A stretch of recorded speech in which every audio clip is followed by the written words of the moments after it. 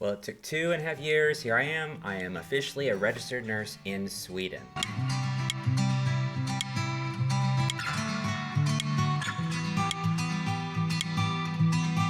Welcome back to my YouTube channel. My name is Brandon. I'm an American from Texas. I was a registered nurse there. In fact, I was a nurse practitioner, certified in diabetes, and I moved to Sweden during the pandemic 2021, so 2.5 years ago.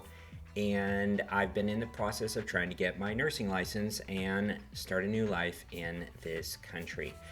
And officially this month, April the 9th, I got my license as a registered nurse. It has not been an easy process. If you want to know a little bit about that journey that I've made, if you haven't seen my videos before, feel free to look at the other videos on my channel. I have a lot of information there about what I've had to go through to get my license and come into the Swedish system. So what's on the horizon for me now? Well, my plan now is I also am a nurse practitioner, as I said earlier, in Texas, and so now I'm going to go through the process of getting my nurse specialty license here in Sweden. It's a lot easier from what I hear. The hardest part is getting the nursing license, which includes having to learn Swedish.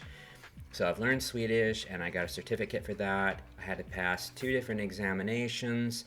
They were knowledge tests. One was hands-on and one was like skills where you actually demonstrate that you know what you're doing.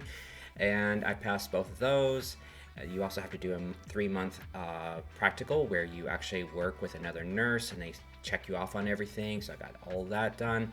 And then finally you have to do a course in legal stuff in healthcare, which I got that done just recently, about a month ago.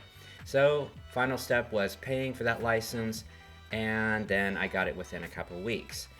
Now I can officially work as a registered nurse. It was pretty awesome. I got a electronic notification in my email, so I was able to show that to my boss. And now the next step is we have to write a new work agreement for me, because I came to Sweden originally as a student to study Swedish. That was kind of the only way I could come here to Sweden and start this new journey.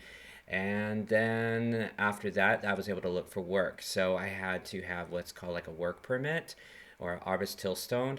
And so I've had that, but every time you have a change until you become a permanent resident, you have to basically renew your work permit and update it anytime you change your employer or your job title. So now I'm going through the process of getting all that done, and the cool thing is where I work, they actually have a team of people that help me with that process. So things are a lot easier for me now in Sweden than they were in the beginning. It was a very, very rough thing trying to come into the Swedish system because I didn't have family here. I had no relationships with anybody. I just came here of my own volition and I wanted to do everything legally, but it was not an easy process as an American. If you live in the EU, it's a much easier process moving to Sweden, but coming from outside the EU, it's much more complicated. But here I am, 2.5 years later. I speak Swedish, I have a job here, working in the hospital. I'm a nurse now, and I love my job. I see a lot of positive things there on the horizon for me. Super excited to see what is going to happen in the next couple of years.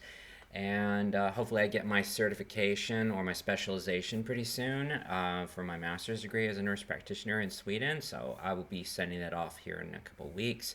But I got to get my transcripts from the United States so that I can send those off to the agency that handles all that here in Sweden.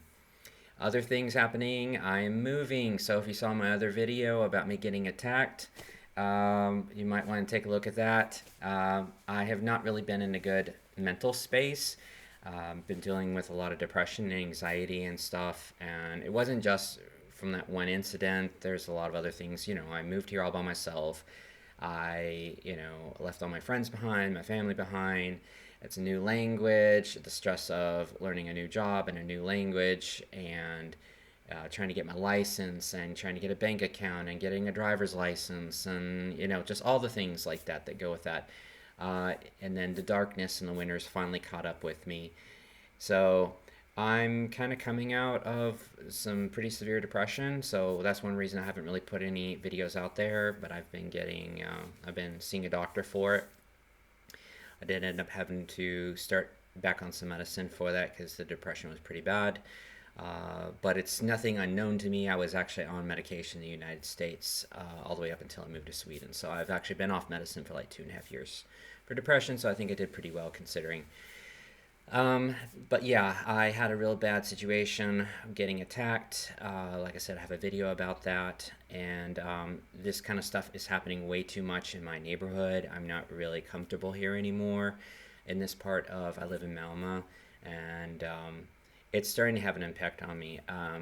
I also am on the autism spectrum, so all the noise and the traffic and everything is just kind of, I think, piled up a little bit. I love cities, like I love visiting the cities, but I like to like live just outside the city so that I'm close by if I need to go pick up something.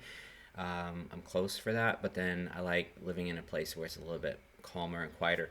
So I am moving to Limham, which is a cute little, used to be like a fishing village, and I'll be moving to a very nice area that is, it was like a very industrial area, and they've been tearing everything down and building these new apartments. So I was approved for my first, it's not like a secondhand apartment, which it's real hard to get apartments here in Sweden, here in Malmö, because of the shortage, the housing shortages. And so a lot of people, what they do is they sublet an apartment out, and that's what I did. Was I've been living in an apartment that's actually someone else's, and I just pay them.